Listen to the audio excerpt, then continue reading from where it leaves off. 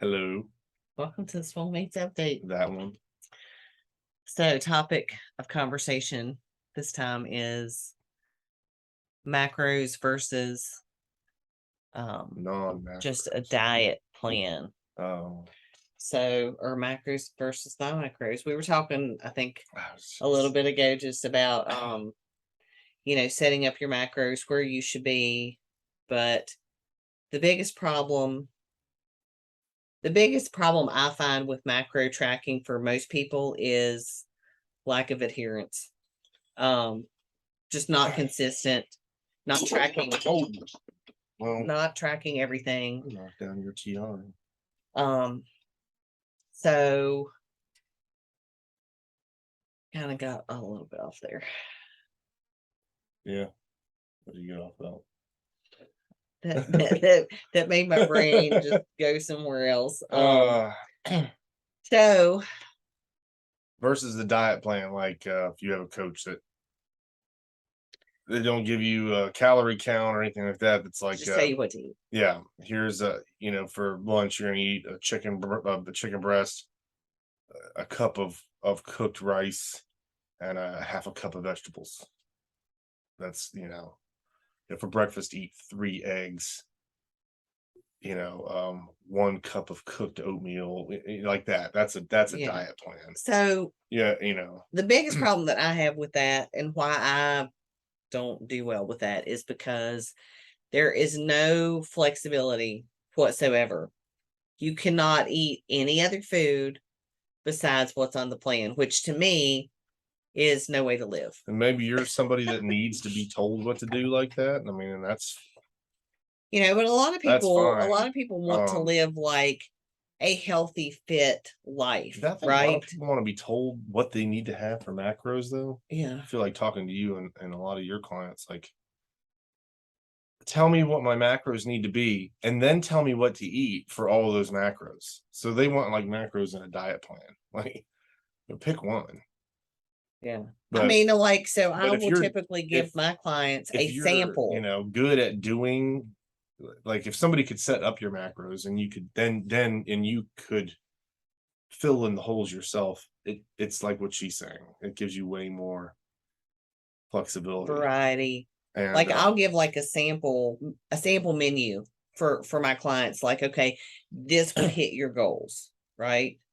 Um, but then that's like a diet plan. And so then you have to be able to change the foods out, make other, make swaps. Because like for me, I feel like you are going to be healthier overall if you can have a wide variety of foods. I don't like diet plans for that reason as well, because you're not getting any nutritional variety. You're eating the same nutrients like every day, right? And I think you need a wide balance I think of you nutrients. can eat the same foods every day as long as it's not the same foods every meal. Like, if you got Well, yeah, several if you've different got vegetables and yeah, several see, different that's the fruits, problem. and not just And a lot of uh people try to hit their macros and they're so focused on hitting the macros, they leave all of the vegetables and fruits out, yeah, because they're just like protein and rice. yeah. Don't do any vegetables, don't do any fruits. And so then you're really You need to limiting have your that nutrition. biodiversity in your food because your microbiome composition in your Your gut digestive health. tract, yeah. Your gut health needs that. It needs all of that stuff. It needs to eat different stuff, and eating different foods also puts different microbes in, gives you more. Good for you. You should just do it. That's that's the scientific reason. Um, so yeah, so what would you do for setting up your macros there? To set up your well, it Mhm. depends on what your goals are, obviously. Um, So, if no somebody goal, were just random set up your macros. okay, let's just say I wanted to give somebody a base. Like, okay, we're gonna set your macros at X, Y, and Z, and we're going to see what happens, right? I find the biggest problem is hitting the macros. Most of my clients, it takes several weeks, if not months, to get into the habit of weighing foods and tracking and hitting their macros. So once you hit your macro goals, then after like Let me 7 just to 10 interject real days, quick. Yeah. Because it was a really good point. Is what she said was getting used to weighing your foods. You have to weigh everything out when you're on a macro plan. You can't portion it out. There are people that still portion stuff out on a macro plan. Like I had one apple, or I had one steak, or one. yeah, y'all know chicken breast. how much variety I'm there gonna are tell in you what. apple Where did you get that sizes. chicken breast? Is that chicken breast an organic chicken breast from Earth Fare, or is that a chicken breast from Sam's Club? Because there's a really big difference in the size. So yeah, you have to weigh everything else. So yeah, continue. So my example that I always give with that is somebody gives me a tablespoon of peanut butter. You know, 1 tablespoon of peanut butter is 16 grams weighed.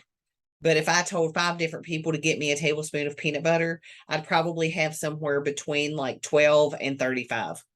So I could actually have 2 tablespoons, not 1 tablespoon, if it's heaping, if it's not.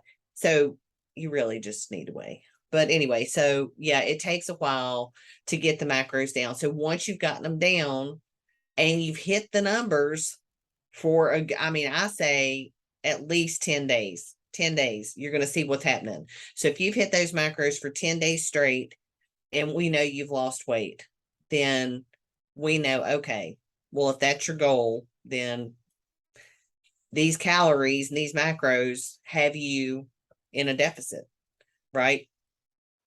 Basing your current activity into that as well. So for starting your macros, as a general rule of thumb, I think we both fairly agree on this, that we would minimum start with probably 1 gram of protein per pound of body weight. I would probably say like at least 1 to 2 grams of carbs per pound of body weight, depending on like what your goal is, right? Obviously, like if somebody's trying to lose, I would still probably have them at 1 gram of carbs if they're training. Now if somebody's not training, it's a whole different thing. But so, and then fats, I would maybe say a half That's what I of a use. gram per pound of body weight.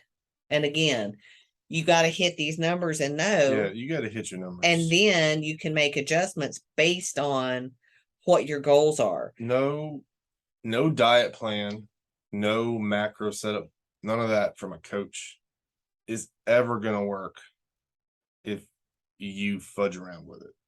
Like if you don't hit your numbers, or you're all over the place. I hit my numbers this day, I didn't hit my numbers this day, I went way over this next day. It's only going to work if you don't make it work. It's not going to work, and then you're going to be looking for somebody to blame, and the first person that everybody blames is the coach. It's the coach's fault. They didn't care, or you didn't care. So you have to decide whether or not you're going to do it anyway, because you're just going to have to do it.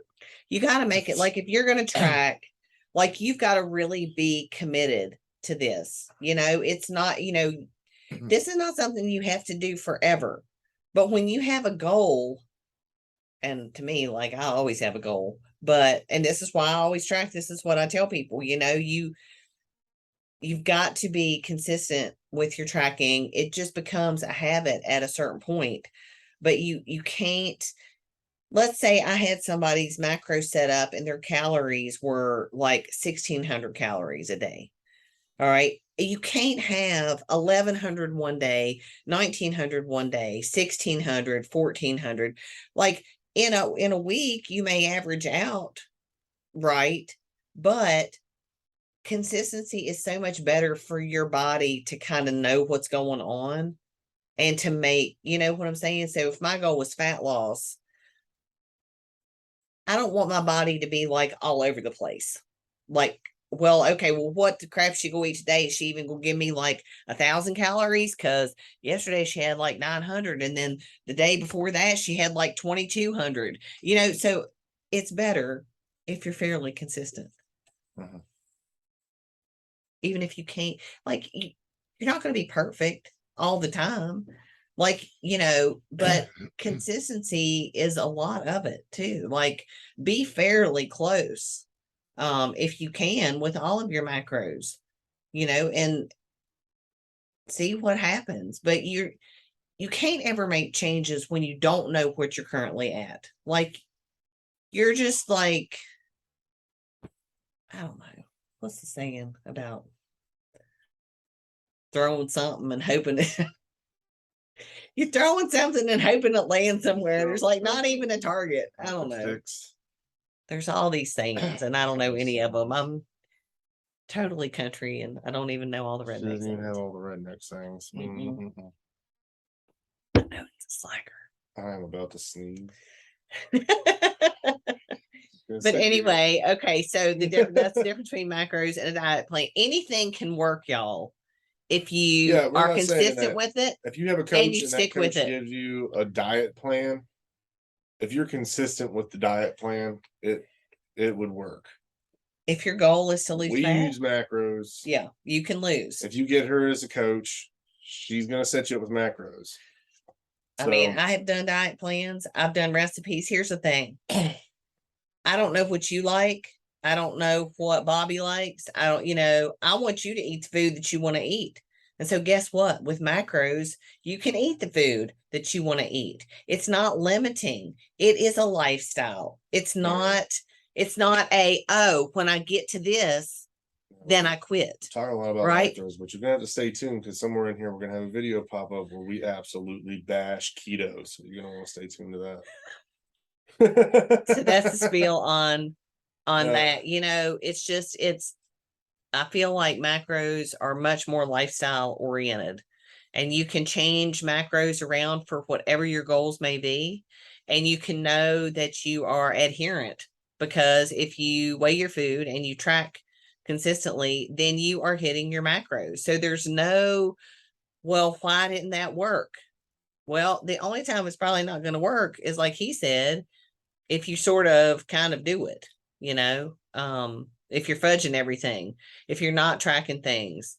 But macros are great because it fits whatever somebody wants to eat. I mean, I feel like you should focus on healthier foods and whole foods, but you can fit a piece of chocolate in every day if that's what you want, but on a diet plan, it's like, oh, I ate a piece of chocolate. I went off my diet plan. Everything's ruined. Now let's just go eat whatever. Yeah. So, it's definitely better for success. So anyway, we will talk more about other diet plans in the future, but that's our, is there anything else you wanted to add on macros? No. I think that's. Would you set up pretty much the same way, like as a start? Like, well, would you think again, that's a good? What you said, it depends. Yeah. I think I'd go 1.5 on like a general on carbs. Oh yeah, 1.5. Yeah. One. Well, again, I think it depends on the think person and like that's a where good they're start. coming Yeah, from. but even that would be a good start, and then you could fudge it up or down. Yeah. Depending on am I gaining or losing, and then what. Well, here's my thing.